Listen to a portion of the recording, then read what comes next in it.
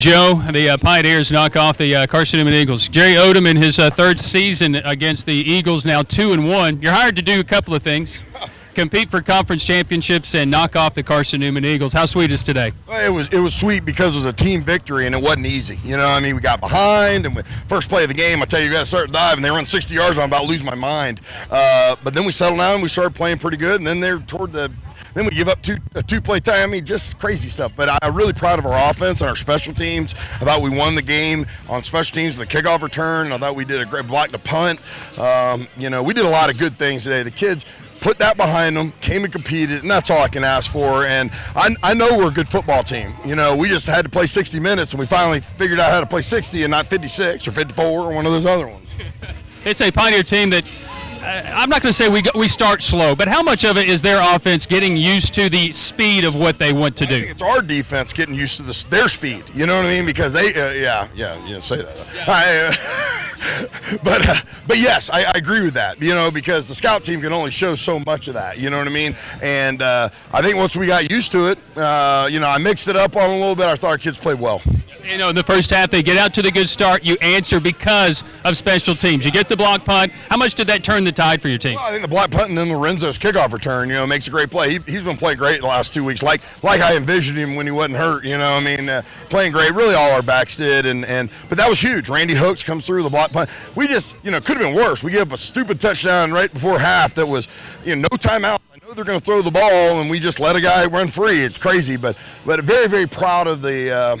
Just finding a way to win. You know what I mean? Learning how to win. And that's a big part of growth and everything else. All right, what's the big change? You had 78 yards at halftime. You have 375 for the game. What was the big change at halftime that you made in that locker room? I don't know that it was much of a change. They didn't have many opportunities because of the kickoff return for a touchdown. We were out there a lot, and we didn't get off the field a couple times. And so I don't know if it was a change. I think Brian caught a really good game. Like, you know, even the ones we missed, the wheel route was close, all that kind of stuff. I think we're playing pretty solid football. I mean, it wasn't a lot different than last week. We just didn't turn the ball over. I mean, you know, when you don't turn the ball over, you win. You have a good chance of winning, and I think that's what we did, and I'm very excited for the kids because of that. Talk about Lorenzo Pratt more. You gave me a little bit, but tonight 15 carries, 151 yards, 3 touchdowns rushing. The big kickoff return for a touchdown as well. You know, this guy on senior day had his breakout game basically and his best game of his career. Well, he's a great football player. He really is, and I'm really happy for him. His family got to come here, see him play. Plays great, and you know.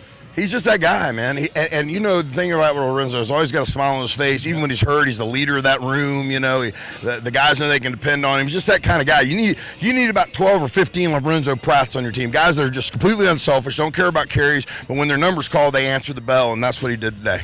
Defensively, there was a guy that was in the backfield the entire day, and I think you're going to know. And this kid has emerged week in and week out. Nelson Luis today finishing with 13 tackles, has 3 tackles behind the line of scrimmage, came in tied with Ivan Hogan's for that. But against Derek Evans, they had no answer against number 56 today. Well, I think that Nelson, to me, can be as good as he wants to be. That's really what it comes down to. He can be as good as he wants to be. He's just got to keep be more disciplined and everything else, get in the weight room, live in the weight room. But for a redshirt freshman kid, he's got a ton of ability. You know, people don't know this. He only played 1 year of football before he came here. You know, so this is his 3rd year of football ever. So he's got a lot of ability. And like I said, did a really good job for us today. Very proud of him. Yeah, so it's a Carson-Newman team that you basically shut down. Red has not given up 41 points in his career, but, you know, we're sitting here thinking, well, we had a lot of missed opportunities, yeah. But how can this really be a springboard to finish out the season the right way? I mean, you know, we just played like we could play. I mean, we kept competing for 60 minutes. That's the thing I think this team's starting to figure out. The game's not over if you get down 7. You know, we're going to keep battling no matter what. And I think, you know, because of that, it gives us a chance. That's it. Still tremendous amount of respect for Carson-Newman's guys. Still tremendous amount of respect for their coaching staff. I think those guys are outstanding coaches and outstanding people.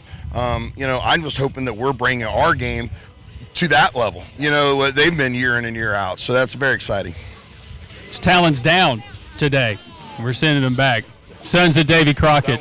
Victorious. His talent's up. Yeah, it's just down today. Really good job. Okay, thanks. Jerry Odom, 2-1 all time against Carson-Newman. They knock him off today, 41-28. Back with more about Pioneer Postgame after this as you listen to Pioneer Football on the Pioneer Sports Network.